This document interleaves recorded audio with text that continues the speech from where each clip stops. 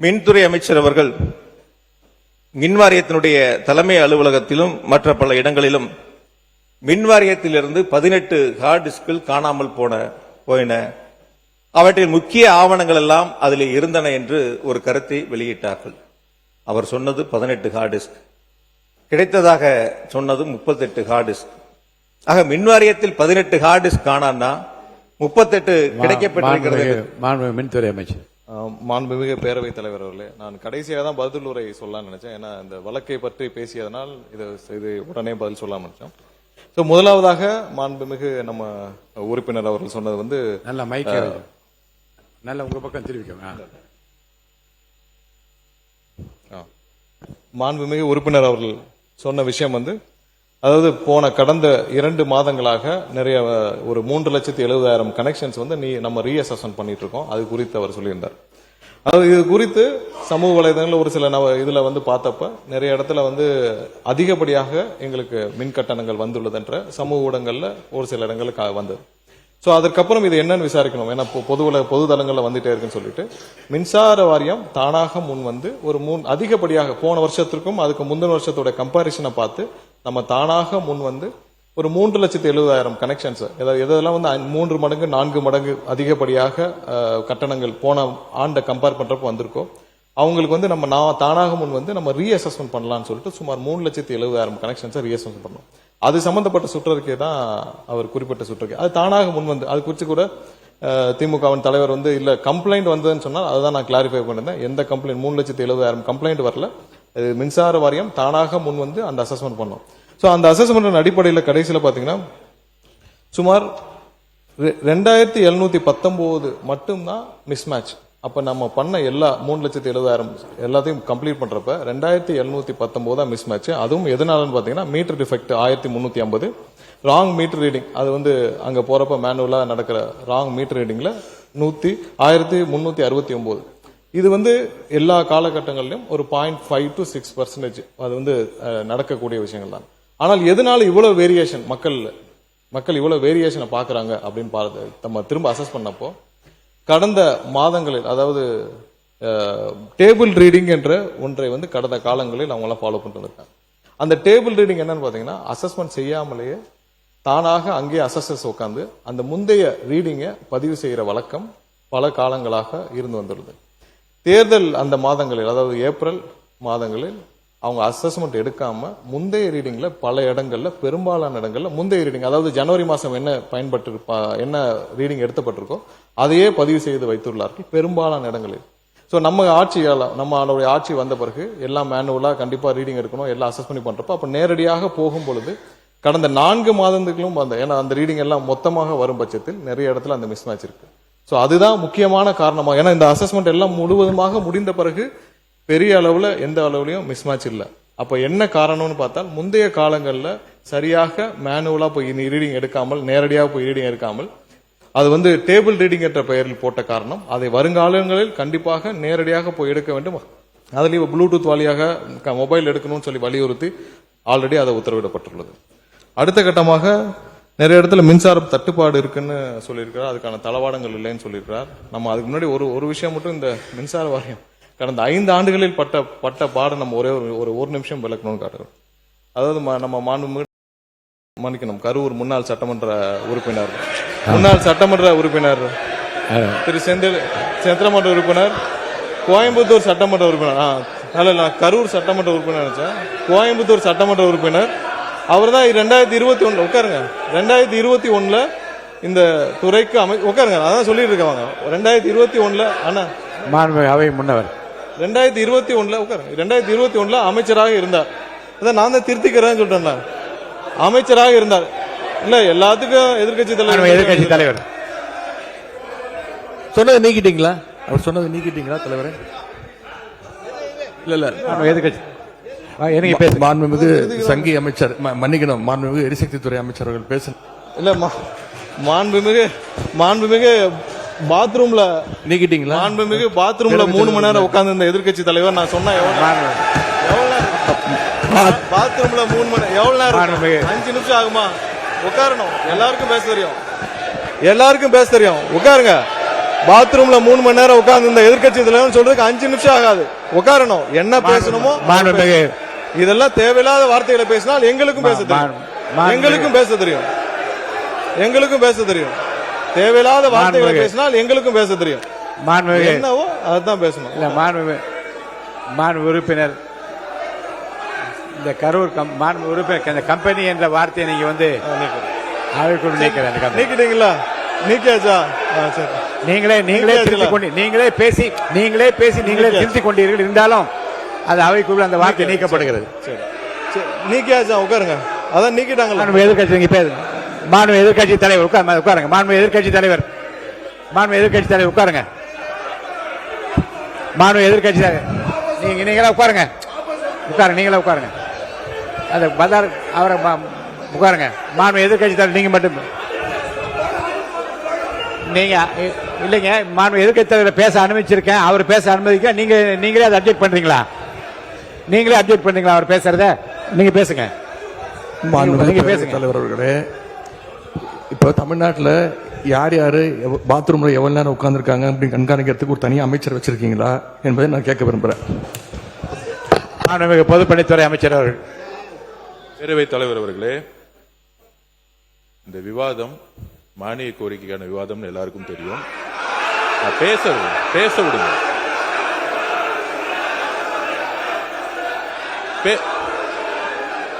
நான் எதுவுமே தப்பா சொல்லல, பேச விடுங்க. எதிர்க்கட்சி தலைவர் நான் பேச வர்றது என்னன்னு கேட்டுக்கிட்டு பதில் சொல்லிட்டேன். எதிர்க்கட்சி தலைவர் ஒன்னும் தவறு கிடையாது. நான் திருப்பியும் பதிவு பண்றேன். இந்த மாதிரி எல்லாரும் எந்திரிச்சா நாங்க எந்திரிச்சா இந்த அவை நடக்காது. எல்லாரையும் உட்கார சொல்லுங்க. எல்லாரையும் உட்கார சொல்லுங்க. உட்காருங்க. மாண்புமிகு எதிர்க்கட்சி தலைவர் மட்டும் பேச உட்காருங்க. மற்றவங்க எல்லாம் உட்காருங்க. அவர் பேச நீங்க பதில் சொல்லுங்க. மாண்புமிகு எதிர்க்கட்சி தலைவர் பேசுவாங்க. அதுக்கு மாண்புமிகு பொதுப்பணித்துறை பதில் சொல்லுவார். உட்காருங்க. எல்லாம் மீதி பேர்லாம் உட்காருங்க. பேரவைத் தலைவர் அவர்களே, நீங்க பேசுங்க. எங்களுடைய சட்டமன்ற உறுப்பினர் முன்னாள் அமைச்சர் அவர்கள் இந்த மானிய கோரிக்கைகளை தெளிவாக புள்ளிவிவரங்களோட பேசிக்கிட்டு இருந்தார். தவறான வார்த்தைகளை முதல்ல பேசுறது யார் என்பது உங்களுக்கு தெரியும். அதையெல்லாம் அவை குறிப்பில் நீங்க நீக்க வேண்டும் கேட்டுக்கொள்கிறேன். பேசுகிற போதே உடனே திருத்திக் கொண்டா அது அவை குறிப்பில் நீக்கப்படுகிறது. சரியாச்சுங்க? நீங்க சொல்லுங்க. நீங்க திரும்ப பெற்றீங்களா? அப்பயே சொல்லிட்டீங்களா? அவரே சொல்றாரு திரும்ப பெற்றேன்னு சொல்றாரு. அப்புறம் என்ன இதுக்கு மேல என்ன வேணும்? அவரே திரும்ப பெற்றா சொல்றாருங்க. அவரே சொல்றாரு திரும்ப பெற்றேன்னு சொல்றாரு. அப்புறம் விடுங்க. அதுக்கப்புறம் 2021 காலகட்டங்கள் அமைச்சராக இருந்தார். அவரே சொல்றாரு திரும்ப பெறல என்ன அர்த்தம்? பெற்றாச்சு. அடுத்தது பேசுங்க. அந்த 2021 காலகட்டங்கள்ல அமைச்சராக இருந்தார். அதற்கப்புறம் இருங்க, உட்காருங்க. உறுப்பினர் சீனிவாசன், உங்களுக்கு தனியா ஒரு அவை நடத்தணும்னு நினைக்கிறேன். தயவுசெய்து நீங்க குறுக்க பேசாதீங்க. பின்னர் 2021க்கு பின்னர் அதுக்கப்புறம் அவர் சிறை செல்கிறார். அதுக்கப்புறம் இன்னொரு அமைச்சர் வருகிறார். இந்த துறையில நான் இந்த துறையில நல்ல விளக்கமா சொல்லுங்க. அப்புறம் அண்ணன் தங்கம் அவர்கள் அமைச்சராக இருக்கிறார். அதற்கப்புறம் மறுபடியும் இன்னொரு அமைச்சர் திரும்பவும் அமைச்சராகிறார். ஏன்னா இந்த துறையில 4 அமைச்சர்கள் போன 5 வருஷத்துல இந்த துறையில 4 அமைச்சர்கள் மாற்றப்படுகிறார்கள். கடைசியாக திரு சிவசங்கரன் அண்ணன் சிவசங்கரன் அவர்கள் அமைச்சராக இருக்கிறார். இந்த மாதிரி இந்த துறைக்கு 4 அமைச்சர்கள் மாற்றப்படுகிறார். அந்த 4 அமைச்சர்கள் மாற்றப்பட்ட 4 முறை அமைச்சரவை மாற்றம் நடக்குது இந்த துறைக்கு மட்டும். அதுல என்ன நடக்குதுன்னு பாத்தீங்கன்னா, எல்லா வருடமும் அதாவது ஒவ்வொரு வருட காலகட்டத்திலையும் பாத்தீங்கன்னா, இப்ப சொல்றோமே நம்ம ஆட்கள் பற்றாக்குறை எல்லாமே சொல்லி வரோமே, இந்த துறைக்கு மட்டும் அதாவது 2016 நான் அதுக்கு முந்தைய ஆண்டுகால மட்டும் ஒரு கம்பாரிசன் சொல்றேன். 2016 2021 ஆண்டு காலத்துல மட்டும் நம்ம மொத்தமாக இங்க ஆட்கள் வேலைக்கு எடுத்தது 9613 பேர். அதே இதுல இந்த 2021 26 காலகட்டத்தில் 343 பேர் மட்டும்தான் வேலைக்கு ஆளுகிறதுக்கு எடுக்கப்பட்டது இந்த துறைக்கு. அது ஒரு மிகப்பெரிய, ஏன்னா 15,000 பேர்கிட்ட 10,000 பேர்கிட்ட நம்ம ரிட்டையர்மெண்ட் ஆகிற இடத்துல 343 பேர் மட்டும்தான். இது மிகப்பெரிய ஒரு பற்றாக்குறை. அது இல்லாம சப்ஸ்டேஷன் அதுக்கு முந்தைய ஆண்டு காலத்துல 2016-21 காலகட்டத்தில் 359 சப்ஸ்டேஷன்ஸ் கொண்டு வரப்பட்டது. அதுல இந்த ஆண்டு காலம் 2021-26 122. இது மாதிரியான இன்ஃப்ராஸ்ட்ரக்சர் லெவல்ல பெரிய அளவிலான எந்த மாற்றங்களும் பெரிய மாற்றங்களும் செய்யப்படவில்லை. அதே காலகட்டத்தில் நீங்க ஒண்ணு இல்ல, இப்போ தளவாடங்களை பத்தி சொல்லியிருந்தார். எவ்வளவு தளவாடங்கள், அதாவது நாங்க டிரான்ஸ்ஃபார்மர்லாம் நிறைய வாங்கணும், இந்த வார காலகட்டத்தில் நிறைய தளவாடங்கள் தேவைப்படும். அதுக்கு முந்தைய ஆட்சி காலத்தில் இருந்து வாங்கின தளவாடங்களுக்கும் இப்போவும் கம்பேர் பண்ணோம்னா, அதுக்கு முன்னாடி பாத்தீங்கன்னா 84,000 ஒரு டிரான்ஸ்ஃபார்மரும் போன 5 ஆண்டுகள்ல 99,000 டிரான்ஸ்ஃபார்மர் மட்டும் தான் வாங்கப்பட்டது. ஏன்னா நம்மளுடைய தேவைகள் மிகவும் அதிகம். நமக்கு இப்போ மட்டும் பாத்தீங்கன்னா இந்த துறைக்கு சுமார் 593 சப்ஸ்டேஷன்ஸ் நமக்கு உடனடியாக தேவைப்படுது. அதாவது இன்னைக்கு இருக்கிற பவரோடைய மேனேஜ்மெண்ட்டுக்கு தமிழ்நாடு முழுவதும் ஒரு 593 சப்ஸ்டேஷன் தேவைப்படுது. ஸோ இதெல்லாம் ஆய்வில் உட்கொண்ட நம்மளுடைய தமிழக முதல்வர் கிட்டத்தட்ட 3 முறை எங்களுடைய துறைக்கு ஆய்வு செய்திருக்கிறார். அதில் ஆய்வுக்கு உட்கொண்டு இந்த வருடம் மட்டும் உடனடியாக 209 சப்ஸ்டேஷன்ஸை வந்து அப்ரூவ் பண்ணி அதை உடனடியாக நிறுவ வேண்டும் என்று கூறியிருக்கிறார்.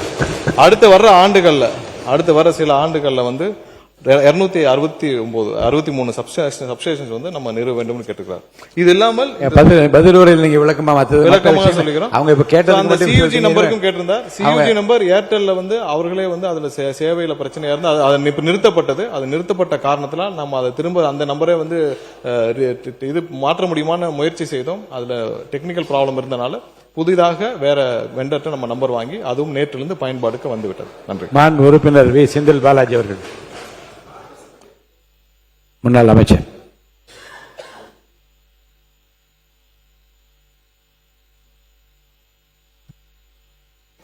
மாண்புமிகு பேரவைத் தலைவர் அவர்களே, ஒரு வார்த்தை பேசினால் மறு வார்த்தை பேசுவதற்கு எங்களுக்கும் தெரியும். இதுதான் வேண்டாம். இல்ல நான் வேண்டாம்னு சொல்லல. பேசிட்டு நீங்க நீக்கிறீங்க. மாண்புமிகு பேரவைத் தலைவர் நீக்கிறேன்னு சொல்றதுக்கு அப்புறம் பொதுவெளியில போனதுக்கு அப்புறம் நாங்க பதில் சொல்லாம ஊமையா இருந்துட்டு போறதுக்கு இந்த சபைக்கு நாங்க வரல. எங்களுடைய மக்களுடைய கோரிக்கைகளை நானும் பதில் சொல்லிட்டேன். இருங்க, அவர் சொன்னதுக்கு பதில் சொல்லுங்க. அவருக்கு மாண்புமிகு பேரவைத் தலைவர்களே, அந்த ஹார்ட் டிஸ்க் சம்பந்தமா கேட்டேன். பொதுவெளியில மாண்புமிகு மின்துறை அமைச்சர் அவர்கள் சொல்லுகின்ற பொழுது சீரமைப்புகள், முறைகேடுகள், வார்த்தைகள் பாத்தீங்கன்னா ஒவ்வொரு பத்திரிகையாளர் சந்திப்பிலையும் பெரிய தடிமனான வார்த்தைகளா பயன்படுத்துற மாதிரி ஒரு தோற்றத்தை உருவாக்குறார். அதான் எங்களுடைய எதிர்க்கட்சி தலைவர் போட்டுதலுக்குரிய எங்களுடைய சின்னவர் சொன்னாங்க காலையில. எது இருந்தாலும் நம்ம பதவி ஏற்றுக்கிட்ட கடமையை நிறைவேற்றக்கூடிய வகையில ஒரு தவறுகள் இருந்தால் உடனுக்குடன் அதை சுட்டி காட்ட வேண்டும், அதன் மீது நடவடிக்கை எடுக்க வேண்டும். அதுதான் நம்ம உறுதிமொழி எடுத்துக்கொண்டதனுடைய அர்த்தம் நிறைவேறும். அப்படி இல்லாம துறையில் சில தவறுகள் இருந்தால் அல்லது முன்னால் உங்களுக்கு கண்களுக்கு அது தவறாக தெரிந்தால் உடனுக்குடன் அதை சுட்டிக்காட்டி நடவடிக்கைகளை மேற்கொள்ள வேண்டும். துணை மின் நிலையங்களுடைய நிலைகளை பற்றி சொன்னார்கள். 423 துணை மின் நிலையங்கள் கடந்த 5 ஆண்டுகளில் திராவிட மாடல் ஆட்சியில் அறிவிக்கப்பட்டு 122 துணை மின் நிலையங்கள் நிறைவேற்றப்பட்டு பயன்பாட்டிற்கு கொண்டு வரப்பட்டிருக்கின்றன. நீங்க கொடுத்த வெள்ளை அறிக்கையிலேயே ஏறத்தாழ 122 துணை மின் நிலையங்கள் 10,109 கோடி ரூபாய் மதிப்பீட்டில் பணிகள் நடைபெற்று வருகின்றன என்று உங்களுடைய வெள்ளை அறிக்கையில் நீங்களே தெரிவித்திருக்கின்றீர்கள். அதற்கு 5,066 கோடி ரூபாய் செலவுகள் செய்யப்பட்டிருக்கின்றன, மீதம் இருக்கக்கூடிய பணிகள் நடைபெற்று வருகின்றன என்று சொன்னீர்கள். ஆகையால் கடந்த 5 ஆண்டுகளில் மின் உற்பத்தி அதிகரிப்பதற்கு அதற்கான புதிய திட்டங்களையும் புதிய மின் உற்பத்திக்கு ஏற்ப மின் விநியோகத்திற்கான வழித்தடங்களையும் கட்டமைப்புகளையும் உருவாக்குவதில் திராவிட மாடல் ஆட்சியினுடைய நாயகர் மாண்புமிகு முத்துவேல் கருணாநிதி ஸ்டாலினுடைய பொற்கால ஆட்சியில் மிக சிறப்பாக நடவடிக்கைகள் மேற்கொள்ளப்பட்டன. ஒவ்வொரு முறையும் ஆட்கள் பற்றாக்குறையை பற்றி இங்கே மின்துறை அமைச்சர் அவர்கள் தெரிவித்துக் கொண்டிருக்கின்றார்கள். கடந்த 5 ஆண்டு காலம் திராவிட மாடல் ஆட்சியில் இதே ஆட்களை வைத்துத்தான் எந்தவித மின்தடையும் இல்லாமல் தமிழ்நாட்டில் சீரான மின் விநியோகத்தை வழங்கிய அரசு திராவிட மாடல் அரசு. இந்தியாவில் இருக்கக்கூடிய மாநிலங்களில் நகர்ப்புறங்கள், கிராமப்புறங்கள் என அனைத்து பகுதிகளிலும் தடையில்லாமல் மின்சாரத்தை வழங்கியதற்காக நாடாளுமன்றத்தில் மின்துறை அமைச்சர், ஒன்றியத்தினுடைய மின்துறை அமைச்சருடைய பாராட்டை பெற்ற அரசு திராவிட மாடல் அரசு என்பதை இந்த நேரத்தில் நான் பேரவைக்கு தெரிவித்துக் கொள்கின்றேன்.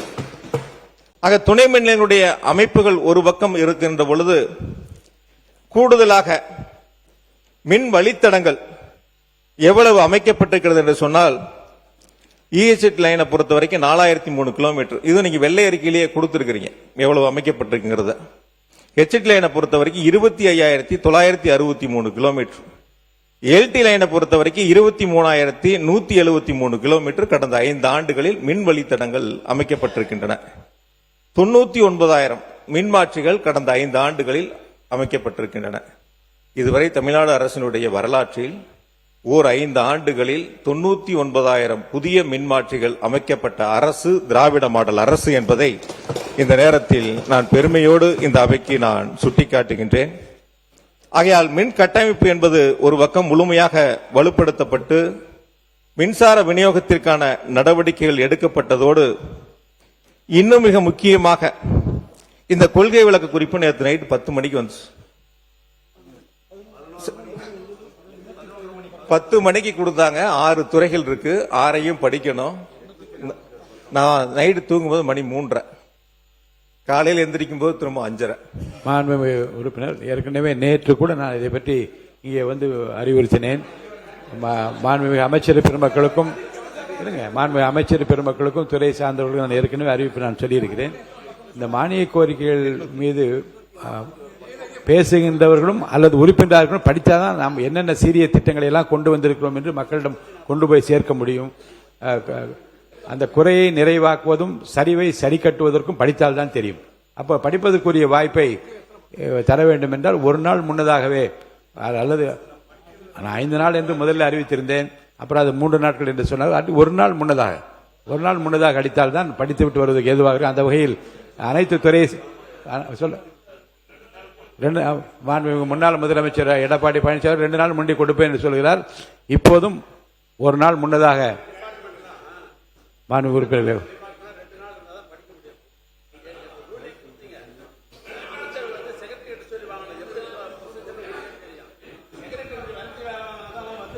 சரி, மாண்புமிகு உறுப்பினர்களுக்கு ஒரு நாள் முன்னதாகவே அதை தர வேண்டும் என்று நான் மீண்டும் அவர்களுக்கு அறிவுறுத்த விரும்புகிறேன். மாண்புமிகு உறுப்பினர் பேசலாம். நீங்க மாண்புமிகு பேரவைத் நன்றி தெரிவித்துக் கொள்கின்றேன். மொத்தம் 6 துறைகளுடைய பக்கம் 834 பக்கம். இந்த 834 பக்கத்தையும் படிச்சு முந்தைய 5 ஆண்டுகளுடைய சாதனையுடைய திட்டங்களையும் 2ஐயும் ஒப்பிட்டு பார்த்து அதற்கான தரவுகளை நாம் தயார் செய்ய வேண்டும். நானும் மின்வாரியத்தினுடைய கொள்கை விளக்க குறிப்பை ஏறத்தாழ 238 பக்கமே தான் இருக்கு, முழுசா படிச்சு பார்த்தேன். ஒரு 4-5 பக்கத்துல தான் டேட்டாஸ் எல்லாம் இருக்கு, மீதி இருக்கிறதெல்லாம் அப்படியே பொதுவா இருக்கு. 2025-26 கொள்கை விளக்க குறிப்பில் இருக்கக்கூடிய அந்த புள்ளி விவரங்கள்லாம் நீக்கிட்டு சரத்துக்கள் மட்டும், வரிகள் மட்டும் அதில் இடம்பெற்று இருக்கின்றன. வேற ஒன்றும் பெரிய மாற்றங்கள் இல்லை. ஒரு 4 பக்கம் மட்டும் அந்த கொள்கை விளக்க குறிப்பில் மாற்றங்கள் செய்யப்பட்டிருக்கின்றன. இந்த அரசு முன்னெடுத்திருக்கக்கூடிய குறிப்பாக அறிவிக்கப்பட்ட 2 திட்டங்களை மட்டும் அதிலே சேர்த்து பழைய 2025-26 கொள்கை விளக்க குறிப்பு இப்பொழுது 2026-27 புள்ளி விவரங்கள் இல்லாத கொள்கை விளக்க குறிப்பாக இந்த மின்வாரியத்துடைய கொள்கை விளக்க குறிப்பு அமைந்திருக்கின்றன. அது மட்டுமல்ல, அந்த கொள்கை விளக்க குறிப்பில் 3437 கேங்மேன்களுக்கு 18/6/2026 ஊர் மாறுதல் செய்ததாக, பணியிட மாறுதல் செய்ததாக அதில் தெரிவிக்கப்பட்டிருக்கின்றன. இன்னைக்கு வரைக்கும் அவங்க எல்லாம் விடுவிக்கப்படலை, உத்தரவு தான் போட்டிருக்கு. இன்னைக்கு வரைக்கும் அவங்க எல்லாம் விடுவிக்கப்படலை. ஆனால் திராவிட மாடல் ஆட்சியில் பணியிட மாறுதல் செய்யப்பட்டவுடன் விடுவிக்கப்பட்டு அவர்கள் எந்த இடத்திற்கு பணியிட மாறுதலை பெற்றார்களோ அந்த உரிய நேரத்தில் சென்று அவருடைய பணியை சேர்வதற்கான வாய்ப்பை தந்த அரசு திராவிட மாடல் அரசு. எங்களுடைய கழகத்தினுடைய தலைவர், திராவிட மாடல் ஆட்சியினுடைய நாயகர் மாண்புமிகு தளபதி அவர்கள் 20/6/2021 அன்று மின்னகம் மின் நுகர்வோர் சேவை மையத்தை 949879 இந்த எண் தமிழ்நாடு முழுவதும் இருக்கக்கூடிய 3.5 கோடி மின் நுகர்வோரும் எளிதில் பயன்படுத்தக்கூடிய வகையில் பொதுமக்களுக்கும் மின் வாரியத்திற்கும் ஒரு பாலமாக அமையக்கூடிய வகையில் மின்னகத்தை மாண்புமிகு தளபதி அவர்கள் திறந்து வைத்தார்கள். அந்த மின்னகம் குறித்து இந்த கொள்கை விளக்க குறிப்பில் ஒரு வரி, ஒரு வார்த்தை கூட இடம்பெறவில்லை. பொதுவாக எதற்காக இந்த மின்னகம் எங்களுடைய திராவிட மாடல் ஆட்சியில் மாண்புமிகு முதலமைச்சர்களால் தொடங்கி வைக்கப்பட்டது என்று சொன்னால், ஒரு மின் நுகர்வோர் தன்னுடைய வீடு ஒரு பக்கம் இருக்கும், விவசாய நிலம் ஒரு பக்கம் இருக்கும், தொழிற்சாலை ஒரு பக்கம் இருக்கும். ஆக 3 இடங்கள் இருக்கின்ற பொழுது 3ம் வேறு வேறு அலுவலகம், மின்வாரிய அலுவலகத்தில் மின் இணைப்பை பெற்றக்கூடிய இடமாக இருக்கும். அவர் அங்கு இருக்கக்கூடிய புகார்களை தெரிவிக்க வேண்டும் என்றால் 3 புகார் எண்களை கையிலே வைத்துக் கொண்டு 3ம் தனித்தனியாக புகார் தெரிவிக்கக்கூடிய சூழலை கலைத்திட வேண்டும். ஒரே எண் மூலமாக 3.5 கோடி மின் நுகர்வோர்களும் தங்களுடைய குறைபாடுகளை, மின்சாரம் சார்ந்த குறைபாடுகளை தெரிவிக்க வேண்டும் என்ற சீரிய நோக்கத்தோடு மின்னகத்தை தொடங்கி வைத்தார்கள். ஆனால் அந்த மின்னகம் செயல்படுமா, செயல்படாதா, எவ்வளவு புகார்கள் வரப்பெற்றன, அதற்கு தீர்வு காணப்பட்டது எவ்வளவு என்ற புள்ளிவிவரங்கள்லாம் இந்த கொள்கை விளக்க குறிப்பிலே இடம்பெறவில்லை. தமிழ்நாட்டில் இருக்கக்கூடிய மின் நுகர்வோர்கள் மின்னகத்தின் மூலமாக கொடுக்கப்பட்ட புகார்களுக்கு 99.8 விழுக்காடு புகார்களுக்கு உரிய காலத்தில் தீர்வு கண்ட அரசு திராவிட மாடல் அரசு என்பதை இந்த நேரத்தில் நான் பெருமையோடு தெரிவித்துக் கொள்கின்றேன். ஆக திராவிட மாடல் ஆட்சியை பொறுத்தவரை மின்சார உற்பத்தி ஒரு பக்கம் அதிகரிப்பு, இணைக்கப்பட்டிருக்கின்ற கனெக்டட் லோடு மின் பளு என்பது 2016-21 20,754 இருந்தது. 2021-25 23,158 மெகாவாட்டாக உயர்ந்திருக்கின்றன. உச்ச மின் தேவையை பொறுத்தவரை 2024-25 ஆண்டில் 20,830 மெகாவாட்டாகவும், ஒரு நாளடிய மின் நுகர்வு என்பது 2025 446 மில்லியன் யூனிட்டாகவும் உயர்ந்து ஒரு வரலாற்று சாதனையை நிகழ்த்திய அரசு திராவிட மாடல் அரசு என்பதை இந்த நேரத்தில் நான் பெருமையோடு சுட்டிக்காட்டுகின்றேன். அதேபோல 2000 உறுப்பினர் 20 நிமிடங்களை தாண்டி விட்டீர்கள். ஒரு 2 நிமிஷம் முடிச்சிருங்க. பொதுவா ஒரு அரசு எந்த அளவிற்கு செயல்படுகிறது என்பதை எடுத்துக்காட்டக்கூடிய இடமாக மின்சாரத்துறை விளங்குகின்றன. நாட்டினுடைய தொழில் வளர்ச்சி, வேலை வாய்ப்புகள் உருவாக்குவதில் அந்த சிறப்பு கவனத்தை பெறக்கூடிய வகையில் மின் விநியோகத்தினுடைய மின் நுகர்வனுடைய அதிகரிப்பு எந்த அளவிற்கு தொழில்துறையில் அதிகரிக்கிறதோ அதை பொறுத்துதான் தொழில்துறையினுடைய வளர்ச்சியும் அமைந்திருக்கும். அந்த வகையில் எல்டி தொழிற்சாலையினுடைய மின் நுகர்வு 2019-20 7,315 மில்லியன் யூனிட் என்பது 2025-26 8,500 மில்லியன் யூனிட்டாகவும், ஹெச்டி தொழிற்சாலையுடைய மின் நுகர்வு என்பது 2018-19 26,532 மில்லியன் யூனிட் என்பது 2025-26 36,000 மில்லியன் யூனிட் என்ற அளவிற்கு உயர்ந்திருக்கின்றன. அனல் மின் நிலையங்களை பொறுத்தவரை வடசென்னை அனல் மின் நிலையம் ஸ்டேஜ் 3 பயன்பாட்டிற்கு கொண்டு வந்தவர் மாண்புமிகு தளபதி மு க ஸ்டாலின் அவர்கள். அதேபோல உடன்குடி அனல் மின் நிலைய திட்டம், எண்ணூர் சிறப்பு பொருளாதார மண்டலம் உள்ளிட்ட பல்வேறு அனல் மின் திட்டங்களை முன்னெடுத்து அதை விரைவாக முடித்திட வேண்டும் என்று தொடர்ந்து மின்சார வாரியத்தை கண்காணித்து அதற்கு செயல் வடிவம் தந்த அரசு திராவிட மாடல் அரசு. அதனுடைய முதலமைச்சர் மாண்புமிகு தளபதி அவர்களுக்கு இந்த நேரத்தில் என்னுடைய நன்றி பணிவன்போடு தெரிவித்துக் கொள்கின்றேன். அதேபோல அனல் மின் நிலையங்கள் மூலமாக தமிழ்நாடு மின்சார வாரியத்திற்கு சொந்தமான அனல் மின் நிலையங்கள் மூலமாக 2020-21 ஆண்டு 15,554 மில்லியன் யூனிட் உற்பத்தி செய்யப்பட்ட நிலையில் 2023-24 25,516 மில்லியன் யூனிட் உற்பத்தி செய்து படிப்படியாக தன்னுடைய சொந்த உற்பத்தியை அதிகரித்த அரசு திராவிட மாடல் அரசு என்பதை இந்த நேரத்தில் நான் பெருமையோடு சுட்டிக்காட்டுகின்றேன். அதேபோல காற்றாலை மின்சாரத்தினுடைய நிறுவுதிறன் 1 கல்லானை ஒரு நிமிஷம் நன்றி சொல்லி முடிங்க. நன்றி சொல்லி முடிங்க. காற்றாலை மின்சாரத்தினுடைய நிறுவுதிறன் 1/4/2021 8,565 மெகாவாட். இது தற்பொழுது 11,686 மெகாவாட். 5 ஆண்டுகளில் 3,121 மெகாவாட் அளவிற்கு காற்றாலை மின்சாரத்தினுடைய நிறுவுதிறன் உயர்ந்திருக்கின்றன. அதேபோல ஒரு அரசினுடைய செயல்பாடுகள் அதனுடைய நிதிநிலையை பொறுத்து அதனுடைய செலவினங்கள், வருவாய் போன்றவற்றை பொறுத்து அமைகின்றன. அந்த வகையில் தமிழ்நாடு மின்சார வாரியத்திற்கு தேவையான அந்த நிதிகளை தந்து தமிழ்நாடு மின்சார வாரியத்தை காப்பாற்றிய முதலமைச்சர் மாண்புமிகு தளபதி மு க ஸ்டாலின் என்பதை இந்த நேரத்தில் நான் பெருமையோடு சுட்டிக்காட்டுகின்றேன். அதற்கு காரணம் தமிழ்நாடு மின்சார வாரியத்திற்கான அந்த வருவாய்க்கும் செலவுக்குமான இடைவெளிகள் ஏற்படுகின்ற பொழுது அதற்கான நிதிகளை முழுமையாக தந்து அந்த மின்சார வாரியத்தை காப்பாற்றி தந்தார். நான் இதை மாண்புமிகு நீர்வளத்துறை அமைச்சர் நிக்க சொல்லணும். மாண்பு நீர்வளத்துறை முடிச்சு நீங்க முடிச்சா என்ன இல்ல, நீங்க முடிச்சாச்சுங்க. உங்களை பொறுத்த வரைக்கும் முடிச்சாச்சு, அவ்வளவுதான். அதுக்கு மேல இல்ல. நன்றி சொல்லுங்க. திரும்ப அதே சொல்லிட்டு இருந்தா பாருங்க. இல்ல இல்ல இல்ல முடிங்க. ஒரு நிமிஷம். என்ன அவர் 5 ஆண்டு காலத்துல அவர் அமைச்சராக அந்த முந்தைய அரசாங்கத்தினுடைய என்னென்ன பண்ணாங்கன்றது விளக்கமா சொல்றாரா. இப்ப இருக்கிற அரசாங்கத்துக்கும் இதெல்லாம் செய்யுங்க என்று சொல்லுகின்ற ஆலோசனை சேர்த்து வழங்கியிருந்தா கூட ஒரு 2 நிமிஷம் சொல்லுங்க. அதே தான் சொல்லிட்டு இருக்கேன். ஏற்கனவே அதுதாங்க நான் கொடுத்துட்டு இருக்கேன். மாண்பு பேரவைத் அதுதான் சுட்டி காட்டினேன். என்னென்ன நன்றி சொல்லி முடிங்க. மாண்புமிகு பேரவைத் தலைவர் அவர்களே, 2016-21 வருவாய் பற்றாக்குறை 58,534 கோடி மின் வாரியத்தினுடைய இழப்புகள். அதே 2021-26 34,447 கோடி. குறிப்பா 2020-21 14,542 கோடி மின் வாரியத்தினுடைய நஷ்டம். அது 2025-26 933 கோடியாக குறைத்து காட்டிய அரசு திராவிட மாடல் அரசு என்பதை இந்த நேரத்தில் நான் பெருமையோடு சுட்டிக்காட்டுகின்றேன்.